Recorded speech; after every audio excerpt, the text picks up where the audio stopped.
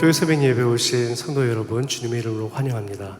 5월은 가정의 달입니다. 아이와 어머니, 아버지, 모든 사람들, 모든 우리 성도들이 주님의 축복 아래 함께 같이 동역하기를 기원합니다.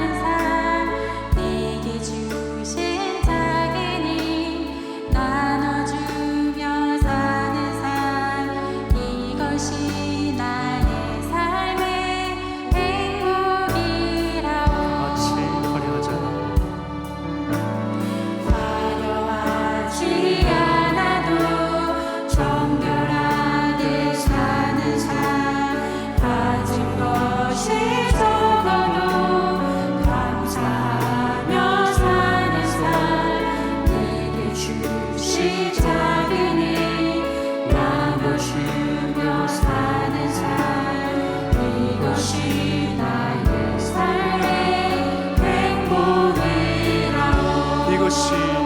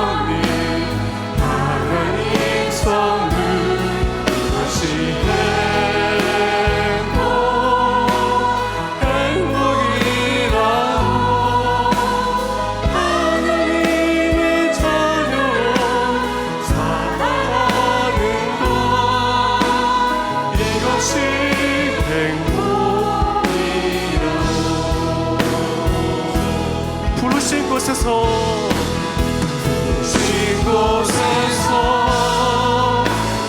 예배하네. 어떤 상황에도 나는 예배하네. 부르신 곳에서 나는 예배하네. 어떤 상황에도 나는 예배하네. 부르신 곳에서 나는 예배하네. 어떤 상황에도 나는 예배하네. 부르신 곳에서 나는 예배하네. 어떤 상황에도 나는 예배하네. 주인이 부르신 곳에서 나는 예배하네. 어떤 상황에도 나는 예배하네. 부르신 곳에서 나는 예배하네. 어떤 상황에도 나는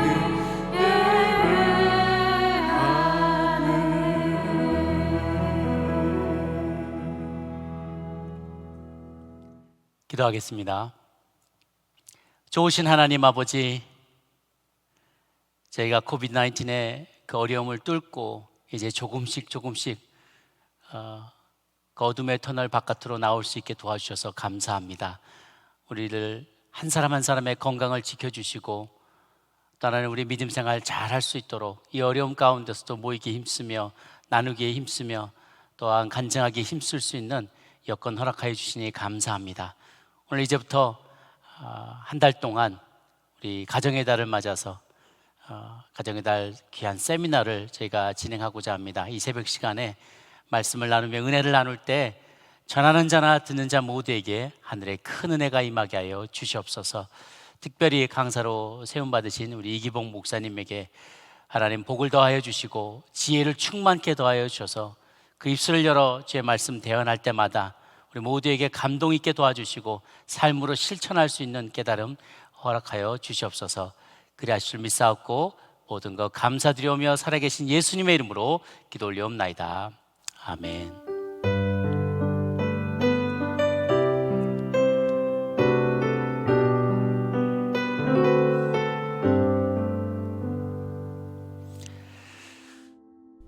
아내들아, 이와 같이 자기 남편에게 순종하라. 이는 혹 말씀을 순종하지 않는 자라도 말로 말미암지 않고 그 아내의 행실로 말미암아 구원을 받게 하려 함이니, 너희의 두려워하며 정결한 행실을 봄이라.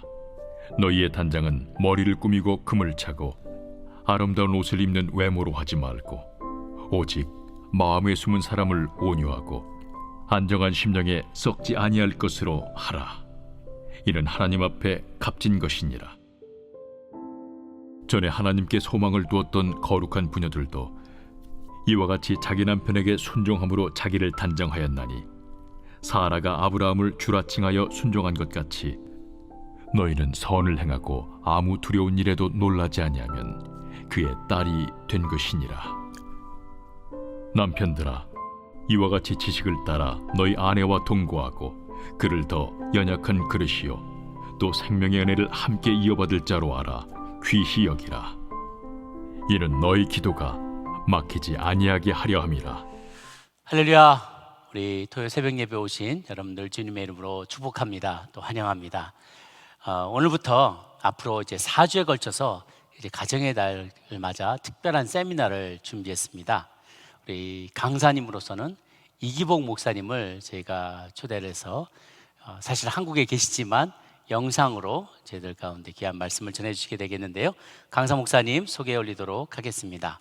우리 이기복 목사님은요, 예수님을 인격적으로 만나고 거듭남을 체험하신 이후에 미국으로 건너오셔서 원래 이대에서 불문학 전공하셨는데 전공을 바꾸셔가지고 고든 코넬 신학교에서 가정사역을 전공하셨습니다. 한국에 돌아오셔서 서울여대 상담심리학으로 박사학위를 취득하시고 유학 중에 여성과 어머니 그리고 젊은이들을 회복시키려자 하는 마음의 비전을 하나님께서 허락하여 주셔서 어떻게 하면 이것을 가정사역에 잘 접목시킬 수 있을까 고민하면서 연구를 하셨습니다. 독립교단에서 목사 안수 받으시고요. 한동대 교수 역임하시고 해플 트리니티 신학대학원에서도 신학생들을 가르치고 있습니다. 두란노 바이블 칼리지에서 가정상담연구원 원장으로 두란노 결혼예비학교와 성경적 부모교실을 강의하고 계시고요. 두란노 어머니 학교의 미주지도 목사님으로서도 활약하시면서 아틀란타에도 또 자주 오시는 분이십니다. 개인적으로는 제가 아틀란타 오기 전에 가장 마지막으로 같이 식사 교제하시면서 우리 장로님도 참 열심히 교회를 섬기시는 분이신데요. 제가 담당하던 CEO 공동체의 멤버이시기도 하셨어요. 그래서 우리 장로님, 권사님 제가 늘 가까이서 저도 배우면서 교제하면서 많은 은혜를 누렸었는데 이번에 우리 목사님께 좀 특별히 부탁드려서 우리 어려운 상황이지만 우리 성도님들 다 이겨내고 잘 이 어려움을 이겨내고 그 하나님 주시는 은혜로 승리할 수 있게 해달라고 그런 좋은 세미나를 좀 준비해 주십사 하고 부탁을 드렸습니다. 흔쾌히 응해 주셔서 이제부터 앞으로 4주간 동안 새벽마다 토요일 날 이렇게 귀한 말씀으로 우리가 함께 공급받게 되었습니다. 우리 강사님 말씀 전해 주실 때 큰 은혜 받으시기를 바랍니다. 감사합니다. 우리 박수로 환영하도록 하겠습니다. 안녕하세요. 아틀란타 연합장로교회 성도 여러분 반갑습니다. 5월은 가정의 달입니다. 가정의 행복과 의미를 다시 한번 생각하는 아름다운 계절입니다. 앞으로 4주 동안 4번에 걸쳐서 여러분을 뵙게 되겠습니다. 오늘은 결혼의 의미를 생각하고요. 다음 토요일에는 우리 자녀를 향한 참사랑, 그 다음에는 또 사춘기 자녀를 어떻게 대비할 것인가, 그리고 마지막 4번째 주는 행복한 노년에 대해서 생각하는 시간을 갖고자 합니다. 저희들이 항상 시작하기 전에 생각해야 될 것은 창조주가 실존하시고 계시다는 것, 창조주가 계시다는 것, 그리고 이 땅을 지금 붙잡고 계시고 우리의 삶을 주장하고 계시고 다스리고 계시다는 것을 잊지 말아야 됩니다. 이것이 우리의 신앙의 기초입니다. 그 얘기는 우리는 그의 피조물이라는 것을 또 망각해서는 안 됩니다. 우리는 그의 피조물이기 때문에 그분이 창조하신 뜻대로, 섭리대로 살아야 하는 것이 마땅하지 않겠습니까? 마치 물고기가 물속에서 마음껏 헤엄치고 살도록 창조되었습니다. 그러나 물고기가 나에게 자유를 달라 이러면서 물 바깥으로 뛰쳐나오면 그것은 죽음이죠. 마찬가지로 우리도 창조주 하나님이 원래 의미하신 그 섭리대로 사는 것이 최고의 행복인 것을 우리 모두는 알고 있습니다. 그분은 우리의 창조주이시고 우리는 그의 피조물입니다. 창조주를 알면 나를 알게 되고, 창조주를 인정하면서 산다는 것은 우리의 일생, 모든 일생을 그분의 뜻대로, 그분의 섭리대로 사는 것이 그의 창조주를 인정하는 거죠. 우리 자녀들이 창조주를 인정한다면 그의 시간 내가 이때는 결혼을 하고 이때는 또 아이들을 잘 키우고 이때는 어떻게 살아야 하는가, 그것을 하나님의 섭리대로 따라서 순종하고 살게 되지 않겠습니까? 그런데 지금 세상은 창조주를 없다 하고 때로는 부인하고 사는 시대에 살고 있습니다. 창조주를 없다 하는 순간 우리에게는 어쩌면 법도 없고 율법도 없고 어떤 진리도 없죠. 그냥 보편적 진리도 없어질 수밖에 없죠. 그냥 지 멋대로 각기 소견에 오른 대로 살 수밖에 없는 것이 창조주를 부인하는 건데요. 그러는 순간 어떤 일이 생기겠습니까? 지금 이 땅의 창조주를 거부하거나 부인하는 순간 결혼을 안 한 비혼주의 혹은 결혼식을 무시하고 그냥 동거하거나 아니면 이혼도 쉽게 하고 또 성관계도 문란하고 때로는 젠더라는 이름, 사회적 성이라고 하나요? 사람들이 그냥 뭐 30개, 뭐 인피니트, 무한대로 그 성을 자기들이 책정해가지고 그냥 마음 놓고 이런 성 저런 성 음란으로 치닫는 그것이 로마서 1장의 말씀이기도 합니다. 그래서 이 세상 창조주를 거부하는 순간 그냥 내가 인생의 주인이 돼서 내 멋대로 살면 그 삶은 어떻겠습니까? 이사야 1장에 보면 이런 말씀이 있죠. 소도 임자를 알고 나귀도 그 주인의 구유를 알건만은 너희는 어찌하여 너를 지으신 자 창조주인 나를 멀리하고 떠나가 버리더니 잘 살기나 하면 말을 안 해. 그죠? 그러나 온 마음이 병들었고 머리끝부터 발끝까지 상한 것이 없이 또 새로 맞은 흔적 상처투성이 그러면서 어찌하여 너희들이 더욱 패역하여 가느냐 어찌하여 더욱 망하는 길로 가느냐 그렇게 얘기하시면서 그러나 포기하지 않으시고 오라 나에게로 오라 돌아오라 내가 너희를 싸매어 줄 거며 너희 주홍빛 같은 죄도 흰 눈처럼 깨끗하게 할 터이니 돌아오라 돌아오라 이것이 이사야 1장의 말씀이고 성경 전체의 말씀이고 하나님이 지금도 저 하나님을 부인하고 저렇게 마구 살면서 또 병도 걸리고 잘못된 길로 가는 그 사람들에게 하나님은 지금도 외치고 계십니다. 세상을 향해 외치고 계십니다. 창조주가 계시다. 너희는 나에게로 돌아오라. 그렇게 얘기하신 우리 사랑의 하나님. 그래서 하나님은 이 창세기 1장 26절부터 사람을 지으시되 남자와 여자로 지으시고 XX, XY 밖에 없어요. 저번에 누가 저한테 이런 질문해요. 태어날 때 약간 여성도 아니고 남성도 아니고 좀 그렇게 태어난 사람들도 있지 않느냐. 그런 사람은 타고날 때부터 좀 뭐 동성애적인 그렇게 태어난 거 아니냐. 제가 그렇게 저한테 물어서요. 제가 이렇게 답을 했어요. 그 사람을 조사해서 XX인가 XY인가. 그거에 따라서 XX면 여성이다. 그러면 여성이 될 수 있도록 뭔가 기형적인 거 있으면 수술을 해서 여성으로, XY면 남성으로. 그것이 본연의 우리의 생물학적 성이 아니겠습니까? 그래서 창조주를 거부하면 뭐든지 멋대로 하는 거예요. 그래서 사실은 기독교 신앙은 창조주 신앙입니다.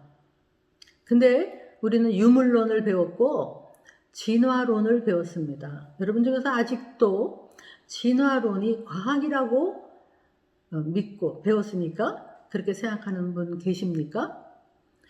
예, 한번 연구해 보세요. 이제 이미 과학자들도 진화론을 더 이상 과학으로 생각 안 하죠. 이것은 하나의 가설이고 픽션 같은 증명되지도 않은 그런데 그 사람들은 그거를 입증하기 위해서 오랜 세월을 그냥 될 수 있으면 오래 그냥 될 수 있으면 막 수억 년, 수십억 년, 수천억 년라고 늘려도 결코 우연히 이러한 우리의 자연 만물 저는 며칠 전에 어떤 사람의 자동차를 샀는데 한국 그 카니발이라는 차인데요. 너무 좋더라고요. 아주 의자도 좋고 제가 타고 가면서 그분한테 혹시 예수님을 믿으세요? 안 믿는데요. 그래서 이 자동차 참 좋으네요. 그러면서 이거 메이커가 있죠? 만든 사람이 그랬는데 정말 아무리 이 부속이 있어도 우연히 세월이 오래 가면서 이 부속이 차차차 맞춰서 이렇게 좋은 차가 나올 수 없죠. 누군가가 설계하고 메이커가 있죠. 우리도 마찬가지고 자연 만물도 마찬가지입니다. 창조주가 계십니다. 그렇게 이제 좀 전도같이 했는데요. 별로 귀담아 듣지 않더라고요. 예. 여러분, 창조주는 계시고 내 인생을 이 땅에 태어나게 하셨고, 그리고 우리의 끝을 알고 계십니다. 예레미야 1장 5절에 이런 말씀이 있어요. 내가 너를 아주 엄마 뱃속에 있기 전부터 너를 알았고, 네가 뱃속에서 나오기 전부터 너를 구별하였고 성별하였고, 너를 여러 나라의 열방의 선지자로 내가 세웠노라. 그렇게 얘기해요. 어느 누구도 이 땅에 우연히 그냥 어쩌다가 태어난 사람은 없습니다. 그래서 창조주를 인정하면 우리 인생을 소중히 살 수밖에 없어요. 그런데 아까 말씀하신 대로 창세기 1장 26절부터 인간을 창조하면서부터 동시에 결혼과 가정 제도를 만드셨죠. 그죠? 가정이라는 그릇 속에, 결혼이라는 그릇 속에 우리는 존재하도록. 그래서 둘에게 거기서는 하나도 열등하거나 우월하거나 그런 게 없어요. 그때 창세기가 쓰여졌던 그 시대적인 배경을 보면 참 굉장히 파격적인 말씀이 아니겠습니까? 그때도 여자들은 아주 대접을 못 받는, 근데 남자와 여자를 동일하게 하나님의 형상으로 창조하셔서 우리는 하나님을 닮아서 영적 존재예요. 우리에게는 하나님의 도덕적 속성을 가지고 있죠. 동물에게 가서 너 거룩이 뭔지라니, 진리가 뭔지라니 이러고 물으면 답을 못할 거예요. 우리는 거룩, 진리, 영원 이런 어떤 마음에 어떤 보편적인 양심, 선이 있는 거죠. 진리, 그게 진리인데 그것조차 거부하는 이 세상이지만, 네. 그래서 남자와 여자를 지으시고 그 다음에 그들에게 복을 주시며 이 땅에 번성하라. 그리고 그들에게 사명을 주셨어요. 이 땅을 지키고 또 관리하고 정복하고, 그래서 하나님을 대신해서 청지기로서 이 세상을 관리하도록 우리에게 미션을 주셨는데 혼자 안 하고 둘이 해라. 둘이 하나가 되어서 하라. 그래서 저는 결혼을 동역자를 만나는 거다 이렇게 생각을 해요. 예. 그래서 저는 사모님 세미나를 할 때도 사모님들한테도 남편 목사님만 부르심을 받은 게 아닙니다.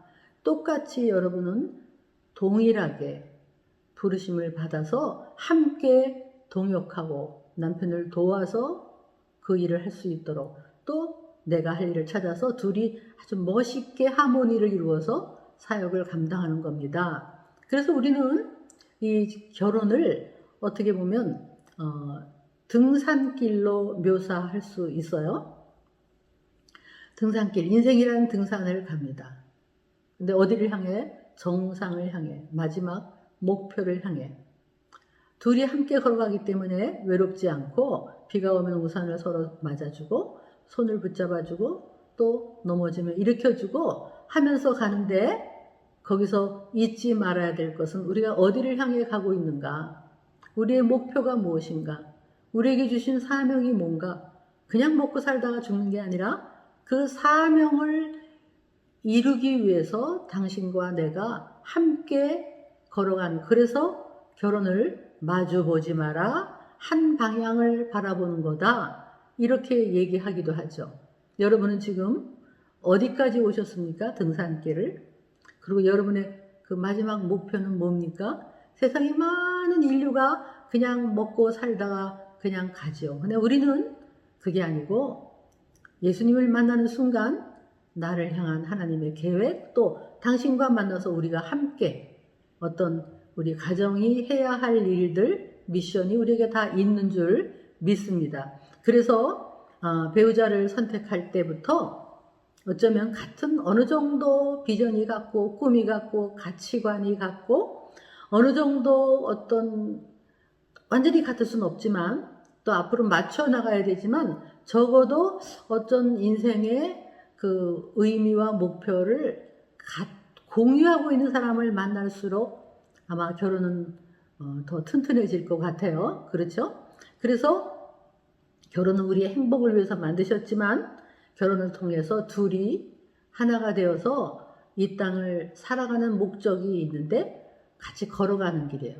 얼마나 좋은지 몰라요. 이제 마지막 고비를 걸어갈 때도 너무 둘이 있으면 좋고, 네. 그게 결혼이고 하나님이 주신 선물인 것을 여러분이 믿으시기 바랍니다. 네. 그 다음에, 그러면 사람들이 결혼을 할 때 이제 이렇게 얘기해요. 왜 결혼하냐? 그러면 사랑하니까 한다. 그죠? 사랑하니까 결혼한대요. 네. 그런데 그들이 말하는 그 사랑은 무엇일까요? 네.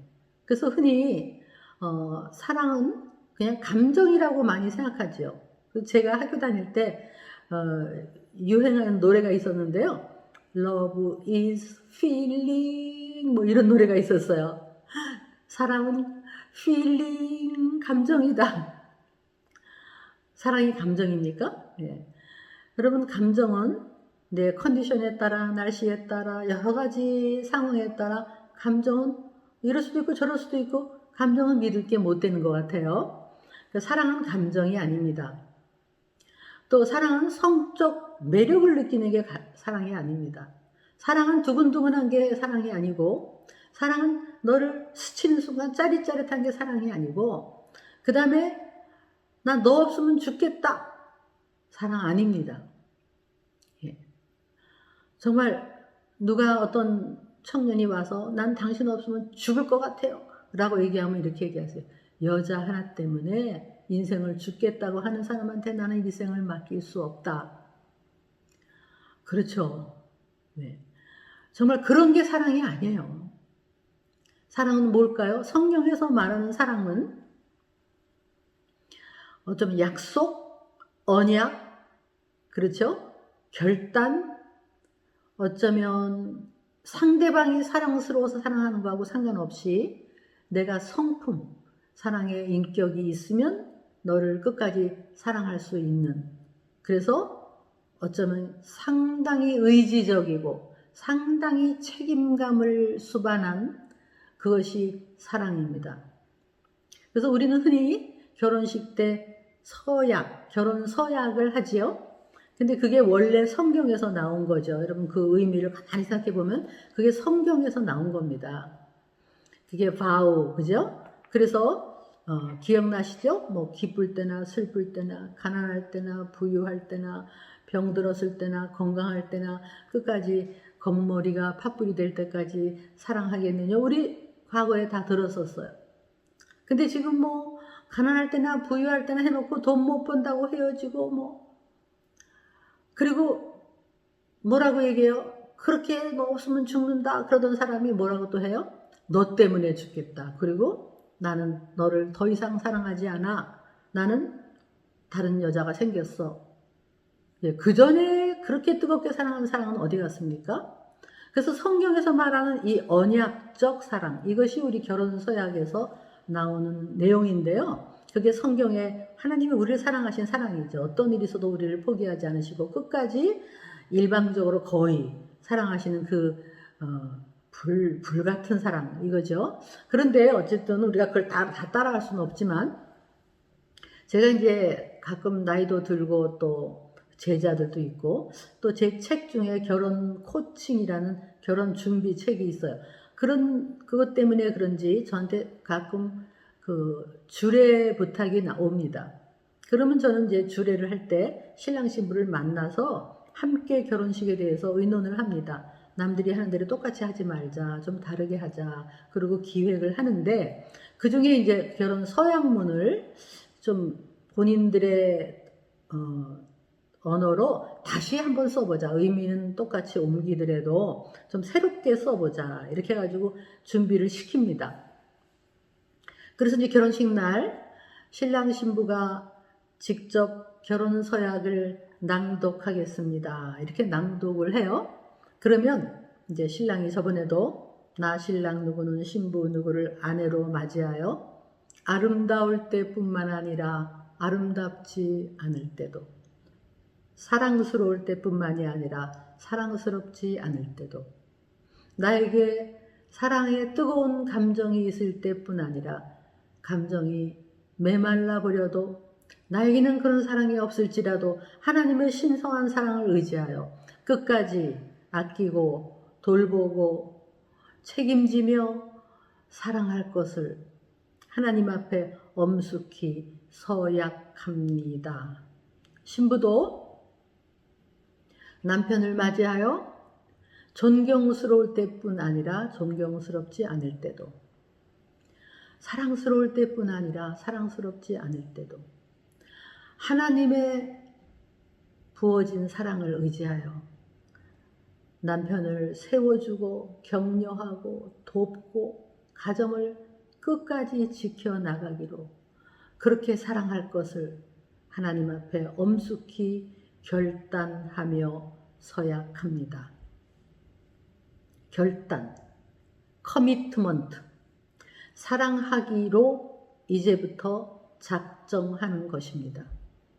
그래서 저는 젊은이들에게 니네들이 지금 막 뜨겁게 사랑해서 결혼하지만 결혼 그 사랑의 점수를 지금 한 30점으로 매겨라. 30점. 그러면서 한 몇 년 있다가 막 서로 막 맞춰 나가고 갈등이 있다가 그럼에도 불구하고 사랑하다 보면 40점, 50점. 그러면서 살면서 이제는 어느 정도 너를 알고 나를 알고 그러면서 한 사랑 점수를 높여라. 저는 지금 이제 나이가 드니까 남편하고 저하고 글쎄 한 80점? 뭐 85점? 이제는 사랑이 뭔 줄 알 것 같아요.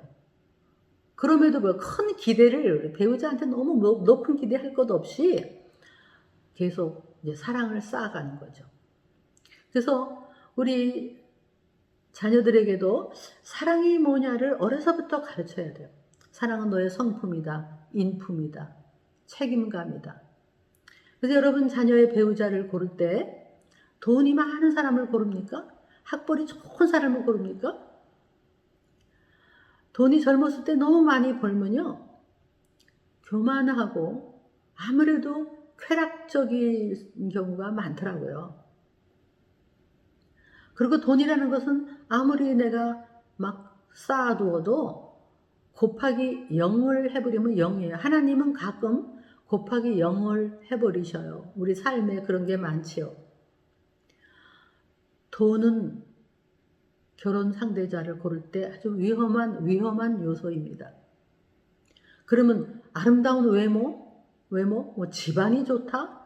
여러분 집안은 우리가 오늘 공부하지만요. 이제부터 좋은 집안을 만들어 가는 겁니다. 예수 잘 믿고 많은 사람들 베풀고 그렇게 하면요. 좋은 가문이 됩니다. 지금 뭐 전통적으로 좋고 뭐 장로님 가정 무슨 권사님 가정 들어가 보면 꽝이야 꽝. 그런 집이 많아요. 정말 잘 고르셔야 돼. 배우자 선택부터 잘 하셔야 돼. 아이들한테 정말 그 성품을 보고 약속을 지키고 그 다음에 거짓이 없고 진실하고 그 다음에 아내를 아끼고 존중하고 남편을 정말 존중할 줄 아는 그거를 그래서 가정을 소중히 여기는 사람 그 책임을 끝까지 질 수 있는 사람 그리고 하나님을 의지함으로 물질은 하나님이 책임져 주신 그 정직하게 살아갈 때 물질은 하나님이 주시지 않겠습니까? 그래서 배우자 선택부터 기준부터 사탄이 틈타지 않도록 우리들이 깨어 있어야 될 것 같아요. 깨어 있어야 될 것 같아요. 그래서 사랑은 감정이 아니라 약속이고 약속을 잘 지켜야 돼요, 여러분. 물론 우리 중에 뭐 이혼하신 분이 계실 것 같아요. 있을 수 있죠. 그런데 그분을 정죄하려는 것은 아닙니다. 그러나 과거에 이혼했다 하더라도 이제부터 가정을 소중히 여기고 결혼을 소중히 여기고 또다시 하나님 앞에 새로운 마음으로 이제 거룩하게 살다 보면 또 하나님께서 또 다른 다른 또 축복을 주시지 않겠습니까? 네. 그리고 지금 막 이혼을 위기에 있는 가정이 있다면 여러분 지금이 끝인 것 같죠? 근데 끝이 아닐 수 있습니다. 여러분이 전폭적으로 만약에 이번 이 위기를 통해서 그냥 조금 조금 그냥 반창고를 붙여갖고는 안 되고요. 만약에 가정을 살리려고 하면, 아니 가정을 살려야 돼요. 그럴 때 완전히 전폭적으로 여러분이 완전 인생 확 바꿔보세요. 내가 정말 직업도 바꾸고 돈도 바꾸고 돈도 하고 그러고 완전 근본적으로 어떻게 해야 돼요? 여러분이 만약에 이혼을 하는데 상담자한테 가서 이혼 위기가 있습니다. 그럼 상담자들이 또 상담을 해주겠죠. 근데 그 상담자를 가기 전에 여러분이 한번 예배당에 와서 아니면 어디에 기도원이 있으면 가가지고 땅을 치며 한번 얘기해 보세요. 하나님 이혼할까요? 그럼 하나님 뭐라 그러겠어요? 그 다음에 한 분이 하나님 정말 이 위기를 통과하게 해주세요. 하나님 살려주세요. 라고 한번 소리질러 기도해 보세요. 답이 없을 것 같습니까? 아니요. 여러분의 인생을 완전히 바꾼다면 내가 먼저 회개하고 하나님 우리 가정 살려주세요. 그렇게 한다면 얼마든지 새로운 인생이 있습니다. 가정을 여러분이 지켜낸다면 그것은 그만한 가치가 있는 겁니다. 그래서 저는 남편을 위해 기도하는 아내가 있어야 되고 아내를 위해 기도하는 남편이 있는 가정은 이혼할 수 없죠. 우리가 평소에부터 남편이 출장을 가더라도 하나님 항상 유혹에서 이기게 해주시고 그리고 또 아내를 위해서는 아내가 지금 마음이 외롭습니다. 또 몸이 약합니다. 아내를 위해서 기도하고 둘이 서로 배우자가 정말 시험에 들지 않도록 그리고 건강하게 살 수 있도록 기도하는 가정이라면 항상 깨어있는 가정이 아니겠습니까? 여러분 어느 가정도 우리 가정은 절대로 이혼할 일 없다 이런 건 없습니다. 내 남편은 절대로 바람필 일 없다. 나는 절대로 바람필 일 없다. 이런 거 없습니다. 또 내 아내는 절대로 잘못된 길을 갈 리가 없다. 이런 것도 없습니다. 항상 사탄 마귀는 우리 가정을 무너뜨리려고 우리의 취약점을 치고 들어오기 때문에 깨어 있어야 됩니다. 깨어 있어야 됩니다. 그래서 가정을 지켜야 돼요. 오죽하면 예수님이 시험에 들지 말게 하시고 다만 악에서 보호하소서라고 구해달라고 기도하라고 그랬을까요? 언제나 시험과 악이 지금 이 시대엔 더하죠. 가정을 무너뜨리려고 하는 그런 것들이 너무 많지 않습니까? 그래서 기도하는 가정이면 지금 한 번도 기도 안 했지만 혹시 위기에 있다면 이번에 한번 무릎을 꿇어보고 소리를 질러보세요. 하나님 저 사람 바꿔주세요 하지 말고 하나님 우리 가정 살려주세요. 하나님 나를 바꾸더라도 내가 전폭적으로 이렇게 가정을 살려내면 그만한 가치가 있는 거예요. 여러분 내 자녀가 만약에 이혼 위기에 있다면 이혼해버려라 그러지 마시고 한번 온 가족이 무릎을 꿇어보세요. 답이 없을 것 같습니까? 아니요. 답이 있고 가정을 지켜낸다면 그것은 큰 상급이 있을 겁니다. 그래서 감정이 아니에요. 사랑은. 여러분 감정이 아니에요. 예를 들면 남편이 너무 미워요. 그런데 감정은 너무 미워요. 여러분이 의지적으로 여보 당신은 사랑해요.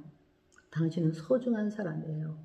하나님도 당신을 너무 소중하다고 하시고 당신은 훌륭한 사람이고 사랑해요. 전혀 사랑의 감정이 없는데 그렇게 해보세요. 이게 거짓입니까? 아니요. 놀랍게도 그렇게 말하면 내 안에서 사랑이 이렇게 감정도 올라옵니다. 아내한테 여보 당신 건강해야 돼. 당신 몸이 약한데 너무 마음 쓰지 마시오. 당신 사랑해요. 억지로 해보세요. 그러면 놀랍게도 내 안에 사랑의 마음이 올라옵니다. 사랑 감정이 아니기 때문에 그렇게 서로 말로라도 그렇게 한다면 그리고 용서. 하나님께서 나를 용서하셨는데 어찌 그걸 용서 못하겠습니까? 용서해서라도 가정을 살릴 수 있다면 다시 시작할 수 있다면 그것은 하나님의 큰 상급이 있습니다. 결혼을 통해 가정을 통해 하나님은 우리에게 행복하라고 또 서로 사랑하는 법을 배우고 용서하는 법을 배우는 것도 있는 것 같아요. 그런데 이제 오늘 제목이 본래의 청사진이라는 제목을 붙였는데요. 본래, 본래. 마태복음 19장에 아주 바리새인들이 예수님한테 와가지고요 얘기하잖아요. 이혼하는 것이 옳습니까? 안 옳습니까? 이렇게 묻습니다. 그랬더니 거기에서 예수님이 이렇게 답을 하시죠. 그 사람들이 묻기는 어떤 이유로 그렇게 얘기했는데 거기 영어로 보니까 any reason, every reason 그런 게 있더라고요. 그러니까 어떤 이유로라도 이혼을 하는 것은 옳습니까? 아내를 버리는 것을 옳습니까? 그때 당시에는 남편이 친구 두 사람만 와서 증인을 서주면 남자들은 여자를 버릴 수 있었어요. 그때 수치를 준다라는 명목으로 갖다가 붙이고 그냥 아내를 쉽게 버릴 수 있어요. 여자들은 남편을 떠날 수가 없었고요. 네, 그런데 그렇게 막 하고 있는데 제가 이런 생각이 들어요. 죄의 평범성. 죄의 평범성. 죄가 너무 평범하니까 죄가 죄처럼 느껴지지 않는 거예요.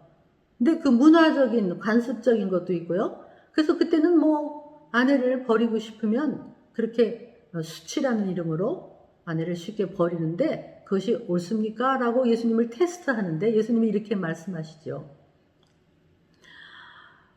창조 때부터 하나님은, 창조주는 남자와 여자를 지으시고 둘이 한 몸을 이루어서 근데 사람이 이것을 가를 수 없다 이렇게 얘기를 해. 이게 하나님의 원래의 본래 그런 얘기를 해요. 여기도 본래가 나오고 근데 또 거기에서 이 바리새인들이 한술 더 떠요. 뭐라고 하냐면 그런데 모세는 이혼 증서를 주고 아내를 버리라고 그렇게 허락을 하지 않았습니까? 이렇게 또 얘기를 또 딴지를 걸어요. 그랬을 때 예수님이 또 얘기를 해요. 본래는 그렇지 않다. 그런데 너희들이 마음이 완악한 고로 할 수 없이 왜냐면 여자를 그렇게 버리면 여자는 진짜 인생이 완전히 끝장이 나는 거니까 그나마 아내를 보호하기 위해서 이혼 증서를 써서 보내면 그 사람은 다음 기회가 또 있으니까. 근데 본래는 아닌데 니들이 마음이 너무 완악하니까 허락한 거다. 본래는 이게 영어로요. 아주 at the beginning, in the beginning, 또 창조 때부터 할 때 from the beginning. 그리고 우리가 믿든 안 믿든 원래의 하나님의 결혼의 의미가 있는 거예요. 원래 남자와 여자가 서로 하나님의 형상을 이루고 그리고 서로 존중하고 사랑하고 이 결혼은 언약이기 때문에 깨어지지 않고 끝까지 서로 사랑하고 용서하면서 이 사명을 감당하는 건데 지금 너무 평범하게 이혼하고 평범하게 여자를 버리고 이랬던 것 때문에 할 수 없이 그러한 두 번째 기회가 있게 하기 위해서 그렇게 한 거예요. 예수님이 얘기하신 거예요. 본래는 그렇지 않다. 그래서 우리 교회에서 가끔 이혼 얘기를 하지 못하게 하죠. 이혼하신 분들이 있어서. 그러나 상처받는다? No. 저는 그렇게 생각하지 않아요. 우리가 과거에 다 죄를 많이 지었죠. 그러나 이제부터 하나님의 그 원리대로 살고 다시 사랑과 용서와 그래서 이런 것들을 통해서 다시 새로운 출발 이거를 위해서 우리는 할 말을 해야 될 것 같아요. 자, 그래서 이 결혼은 하나님이 우리의 행복을 위해서 주신 건데 그다음에 신약에 와가지고는 또 결혼에 대해서요 에베소서 5장도 있고요 또 베드로전서 3장 또 골로새서에도 있고 이 결혼의 청사진이라고 말할 수 있는 그런 남편들아 아내들아 이런 내용이 나오죠. 그죠? 근데 오늘 베드로전서 3장을 가지고 말씀을 드리자면 3장 1절부터 6절까지는 아내들아 이렇게 얘기를 해요. 이와 같이. 근데 그 위에 문맥을 보면 예수님의 그 사랑과 희생에 대해서 나오죠. 그런데 이와 같이 하면서 아내들아 남편에게 순종하기를 정말 주님께 하듯 하고 순종하라. 자, 여기만 벌써 나와도 우리 젊은 세대들은 아유 지금 때가 어느 때인데 어떻게 여자 보고 남편한테 순종하라는 말이 이건 고리타분한 말이야 이렇게 생각할 수 있어요. 그러나 여러분 여기서 말하는 순종은 우리 어머니들이 할 수 없이 옛날에 억눌려서 제도적으로 사회적으로 어쩔 수 없이 그렇게 억눌려서 굴종 그렇게 억지로 순종했던 그리고 여자들이 열등하기 때문에 했던 순종하고는 차원이 다른 순종입니다. 여기서 말하는 순종은 예수님이 하나님과 동등되시지만 기꺼이 자기를 낮춰 순종하신 그 순종 성숙하기 때문에 하는 순종 오히려 돕는 배필이란 우리 여성 보고 돕는 배필이라 그러죠. 여러분 돕는다 도움을 주다라는 단어를 한번 생각해 보세요. 도움을 주다라는 것은 모자라서 도울 수 없죠.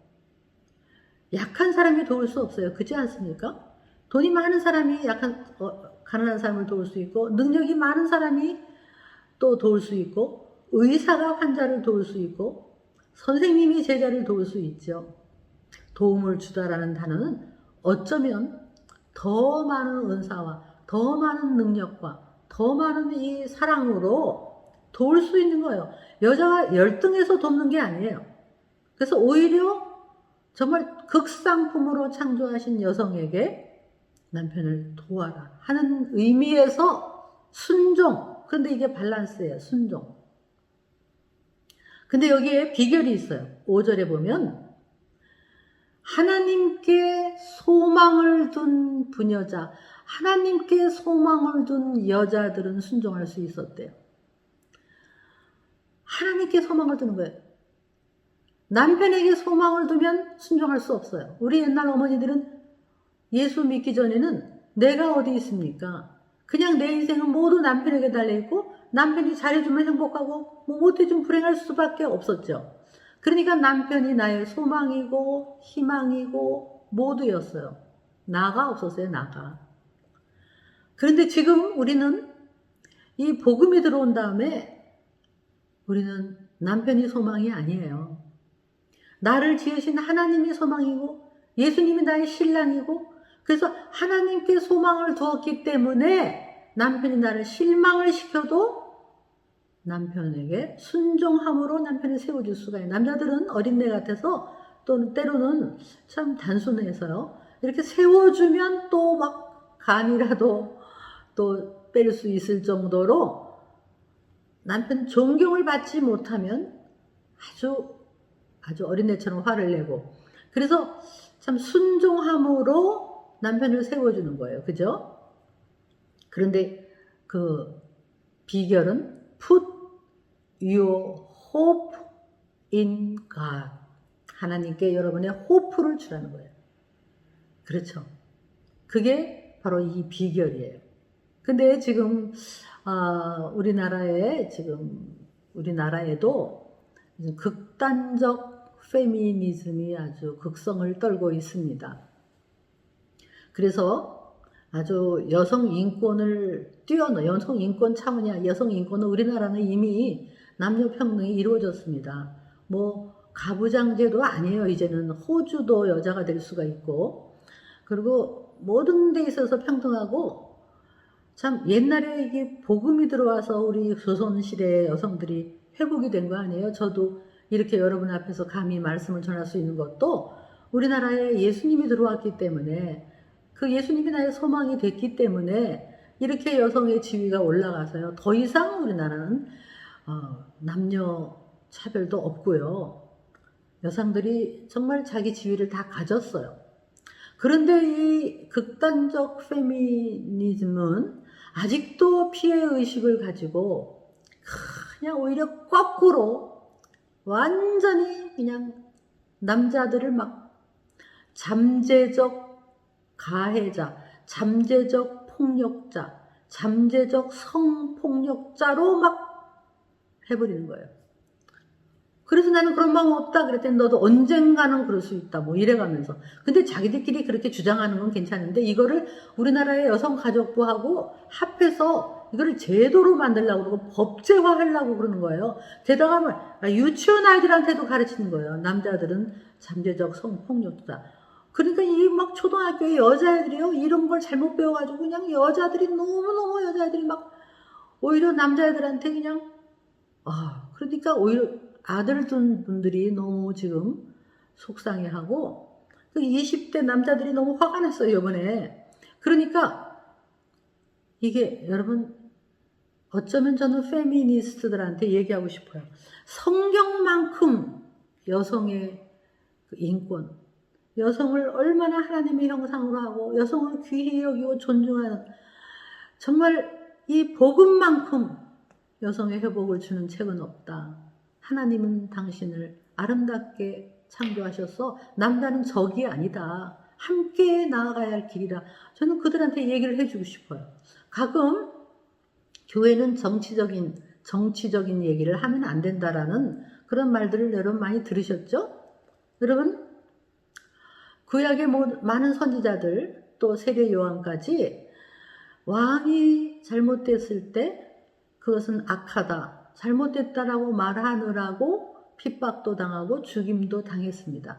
우리가 정치적이 될 필요는 없지만 지금 모든 이런 법이나 제도 또 나라에서 시행하려는 정책이 정말 우리를 불행하게 만들고 가정을 파괴시키고 그리고 이 성경의 보편적 진리 같은 우리 속에 정말 양심과 진리 속에 있는 이런 다음 세대에 우리 자녀들을 행복하게 해줄 수 있는 그런 진리가 있는데 그거를 어게인스트하고 나아가는 그런 지도자들이나 그런 정부에 대해서는 우리가 목소리를 내야 됩니다.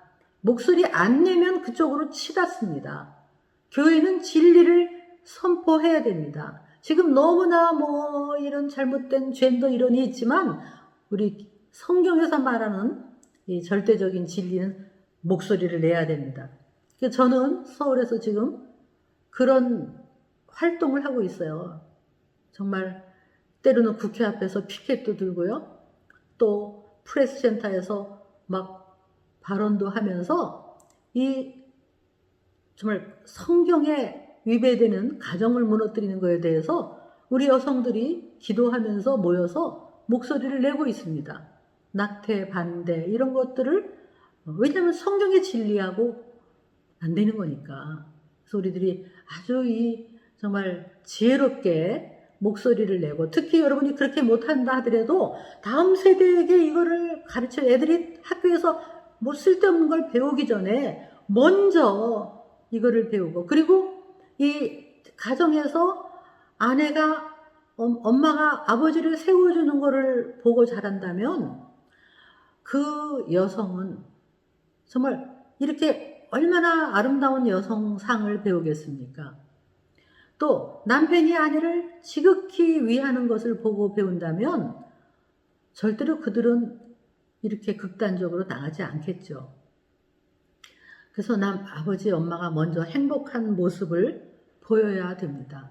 자, 아내들아 남편에게 순종함으로 그래서 너희들의 혹시 그 정결한 행실을 보고 남편이 예수를 안 믿는다 하더라도 그 행실을 보고 구원을 얻을 줄 어떻게 알겠느냐.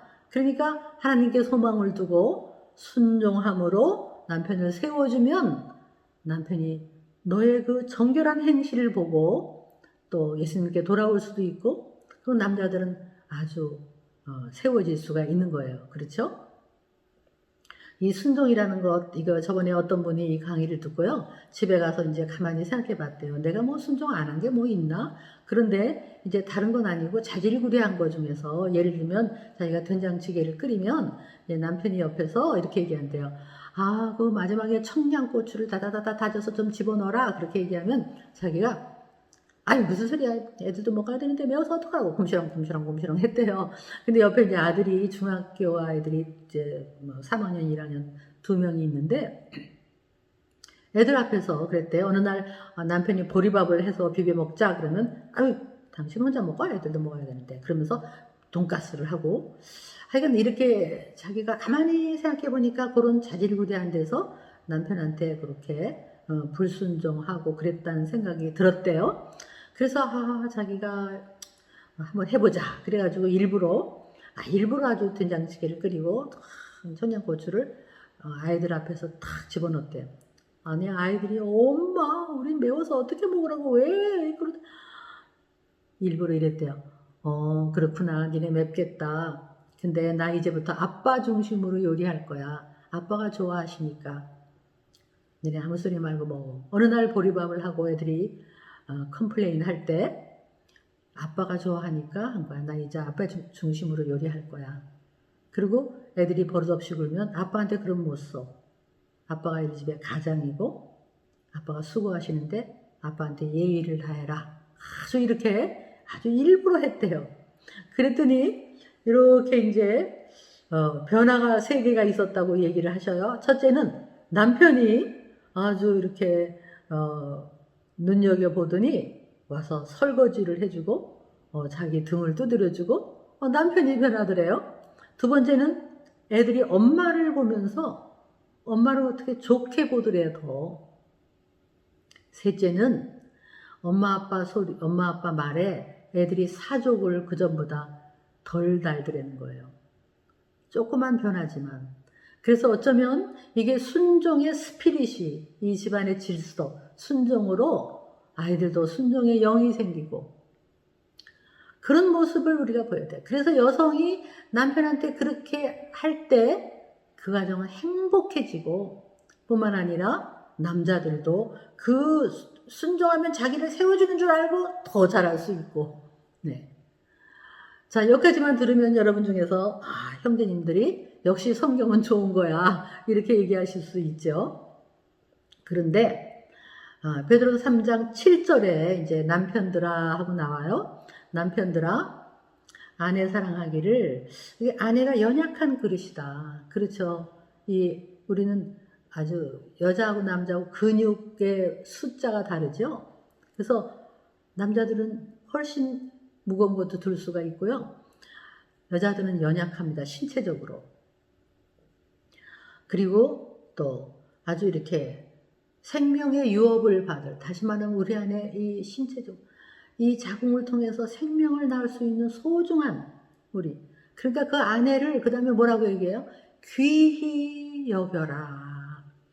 영어로 말하면 with respect. 저는 이 respect라는 단어가 너무 좋아요.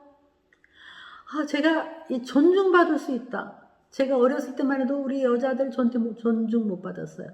만약에 남편이 나를 귀히 여기고 존중한다면 엄마 힘드시다. 우리가 설거지하자. 여보 당신 무거운 거 들지 마. 허리 아프다. 내가 들을게. 당신은 귀한 존재야. 만약에 이렇게 하면서 나를 보호하고 그런다면 내가 남편한테 치받아 올 필요가 없죠. 귀히 여겨라. 근데 그 다음 얘기가 더 무서워요. 이는 너희 기도가 막히지 않게 하려 함이라. 겁나는 거 아닙니까? 여러분이 아내를 귀히 여기지 않으면 네 기도 안 듣는다. 아무리 교회에 와서 멋있는 기도를 해도 네 기도 안 듣는다. 하나님과 막혀버린다. 이 얘기예요. 무서운 얘기 아닙니까? 여러분 어떠세요? 부모로부터 우리가 한국 전통적인 생각을 가지고 나도 모르게 약간 여성을 비하하는 그런 생각이 여러분에게 아직 남아있다면, 그래서 아내를 하대하고 왠지 아내를 속으로 무시하는 마음이 있다면 여러분 기도를 하나님이 안 들으신대요. 이게 성경이에요. 대단하지 않습니까? 이 베드로 전서가 쓰여졌던 당시에도 그런 문화를 본다면 이건 파격적인 얘기예요. 아내를, 여성을 귀히 여겨라. 저는 남자들이 이렇게 어떤 형제님들이 아주 자기 아내가 아니더라도 어떤 여성이든 여성을 굉장히 귀하게 대접하고 귀하게 여기는 사람을 보면 아주 인격자죠, 인격자. 그게 성경입니다, 성경. 그 영성이 뭐냐? 집에서 아내를 귀히 여기는 거라는 거예요. 말라기에도 나옵니다. 어려서 얻은 아내를 학대하면 예배 드리지 마라. 성전문을 닫아라. 그래서 우리가 이 결혼의 이 비밀이라고 그랬어요. 에베소서 5장에는 이 비밀, 미스터리라고 그래요. 비밀이 크도다. 이거는 그리스도와 교회에 대해서 유추하는 거예요. 그러니 서로 피차 존중하고 존경하고 이렇게 한다면 우리 자녀들이 엄마 아빠의 그 결혼 생활을 통해서 무엇을 배우겠습니까? 아, 정말 결혼은 소중한 거다. 그래서 아이들이 결혼을 함부로 하지 않고 내 가정을 끝까지 지켜내고 결혼하고 싶은 마음이 생기지 않겠습니까? 이것이 바로 오늘 성경에서 말하는 결혼의 청사진입니다. 여러분이 믿거나 말거나 아무리 문화가 어쩌고 저쩌고 해도 성경은 우리에게 선포하고 있습니다. 교회는 이것을 얘기해야 됩니다. 젊은이들에게 얘기해야 됩니다. 그래서 이 잘못돼 가고 있는 이 세상에서 이 진리를 선포해야 됩니다. 자, 오늘 집에 혹시 계시면서 아니 집에 가면서 남편한테 당신 나를 귀하게 여겼어? 또 아내한테 당신 나한테 순종했어? 이렇게 얘기하면 이거는 잘못 들으신 거고요. 네, 자기부터 변하세요. 제가 어떤 작은 교회, 미국 교회인데요, 갔었는데요. 거기서 이제 설교를 하고 나왔는데 나중에 들은 얘기예요. 거기 앞에 수석 장로님 부부가 앉아 있었어요. 근데 알고 보니까 나중에 두 분이 교회 올 때는 이렇게 오는데 집에 가서는 각방을 쓰고 별로 말도 안 하고 오래전부터 이렇게 갈등이 있었나 봐요. 그래서 식탁에 놓으면 각자 먹고 일주일 동안 각자 살고 그러고서는 주일날만 옷을 잘 입고 집 앞에서 차를 타고 오고 예배를 드리고 이런 시간들을 많이 보냈나 봐요. 근데 여기서 이제 말씀을 듣고 나서 누가 더 성숙하냐, 누가 더 믿음이 좋을까요? 모르겠어요. 그 집은 아내가 집에 가서 남편 방에 들어가서요. 남편 침대 밑에 무릎을 꿇었대요. 여보, 내가 그동안 잘못했습니다. 내가 교만했고 당신을 거부하고 무시하고 내가 정말 잘못했으니 마음을 푸십시오. 나를 용서하십시오. 미안합니다. 이렇게 얘기를 했대요. 남편이 너무너무 놀래갖고 밑으로 내려오더니 아니야. 왜 이래. 내가 잘못했지. 여보 미안해. 내가 당신을 무시한 거 있으면 미안해. 내가 잘못했어. 서로 부둥켜 안고 울고. 그리고 아이들한테 전화했대. 아이들이 수년 동안 집에 오지도 않고. 얘들아 엄마 아빠 화해했다. 엄마 아빠 용서했다. 너희들한테 상처 준 거 있으면 미안하다. 이렇게 하고 두 분이 그 다음 주에 와서 예배를 드릴 때 여러분 하나님이 얼마나 그 예배를 받으시겠습니까? 가정, 결혼 지켜야 됩니다. 회복돼야 됩니다. 여러분의 가정이 이번 5월 세미나를 통해서 작은 변화가 큰 변화를 일으킵니다.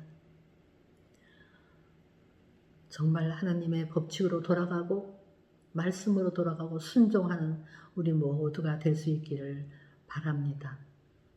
기도하겠습니다.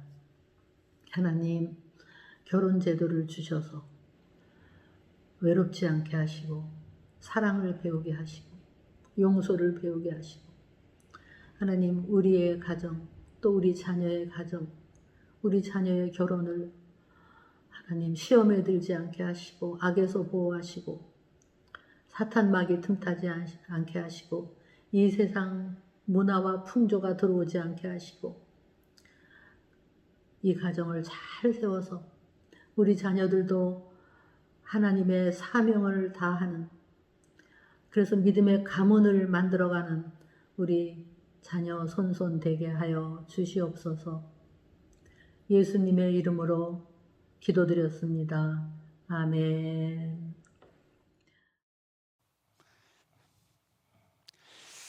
이 귀한 말씀 감사합니다. 우리 나눠주신 말씀 기억하면서 말씀을 붙잡고 우리 같이 한번 합심하여 기도하며 나아갔으면 좋겠습니다. 우리 먼저 기도할 때 하나님 아버지, 우리의 가정이 창조주 하나님을 기억하는 가정 되게 하여 주옵소서. 시대의 풍조가 어떠하든지 사람들은 자신의 욕망을 쫓아서 어떻게 살아가든지 상관없이 성경의 진리대로 하나님 창조하신 그 질서를 지키며 가정의 소중함을 잘 기억하고 또 갖고 나가는 그러한 믿음의 가정들 다들 되게 하여 주옵소서. 무엇보다도 우리 가정이 하나님께서 주신 소명을 감당하는 믿음의 가정 되게 하여 주옵소서.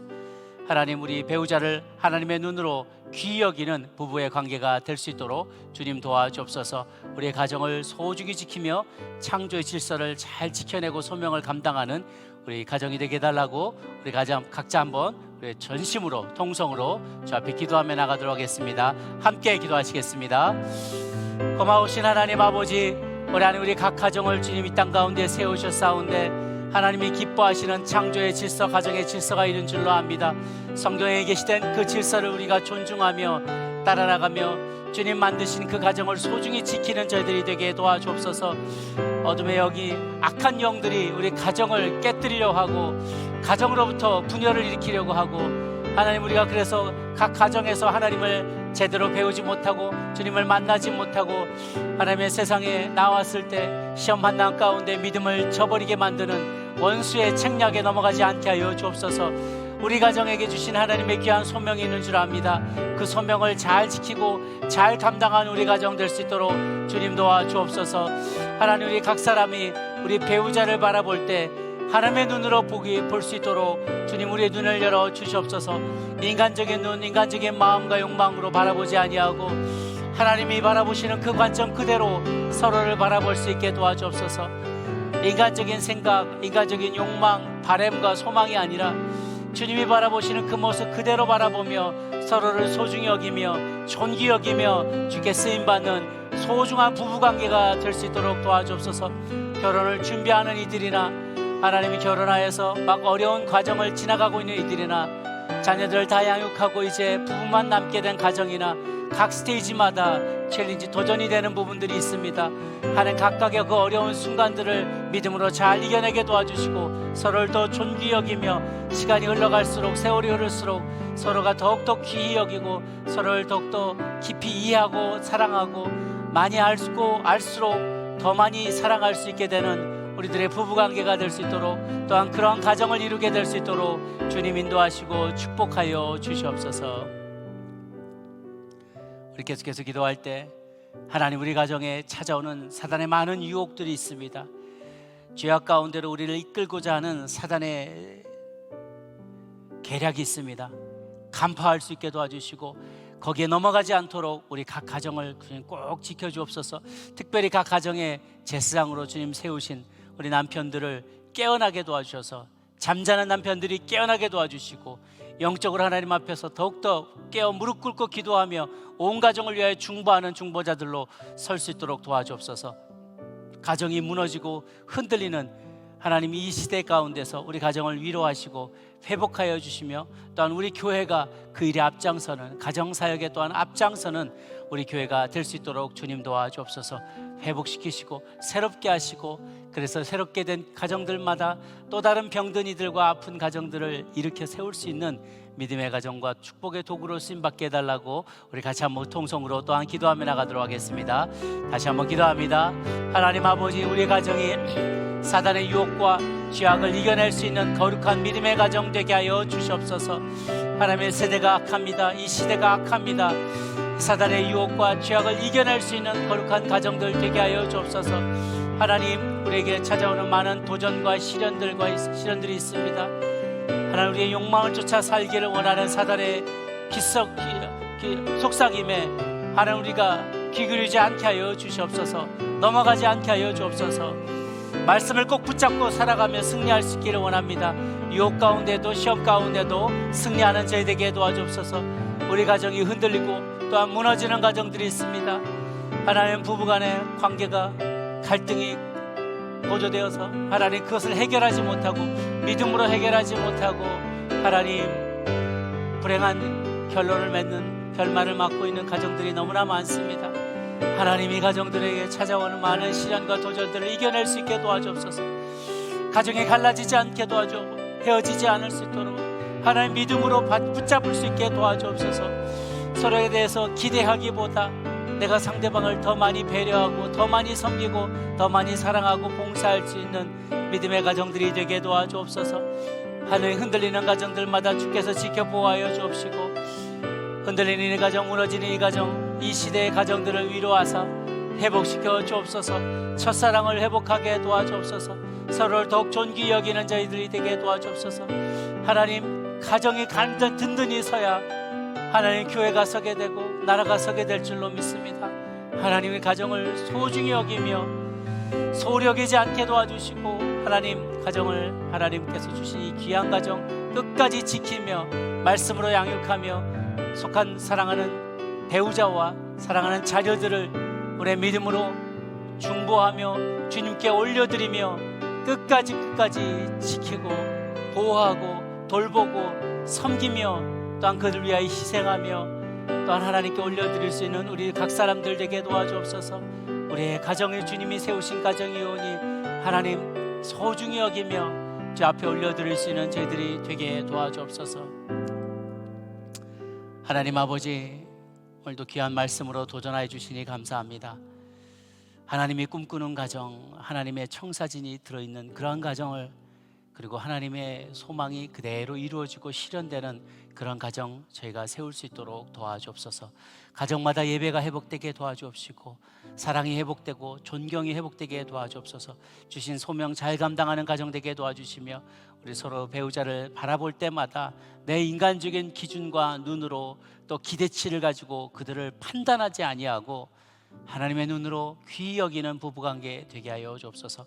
사단의 유혹을 이겨내고 죄악을 이겨내는 거룩한 가정 되게 도와주시고, 하나님 성적으로 음란한 이 세대 가운데에서 정결함을 지키며 부부의 침소를 소중히 여기며 하나님께서 맺어주신 이 가정 하나님 끝까지 거룩하게 경건하게 그리고 순결하게 지켜내는 믿음의 가정들 되게 하여 주옵소서. 흔들리는 이 가정들, 무너지는 가정들을 회복시켜 주옵시고, 우리 교회가 그 일에 앞장서며 우리 안에 속한, 우리 교회 공동체 안에 속한 모든 가정마다 주 안에서 흥왕케 도와주시고 자녀들이 믿음 가운데 굳건히 뿌리 내리는 축복이 있게 하여 주시옵소서.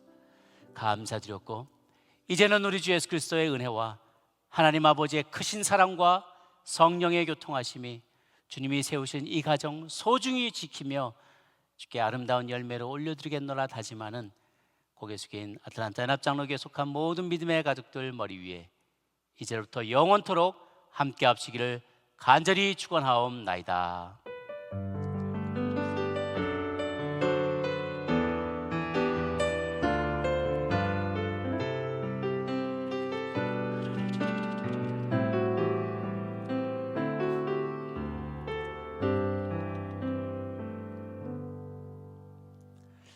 아멘. 예배를 모두 마쳤습니다. 우리 하나님께 감사 영광의 박수 줍시다.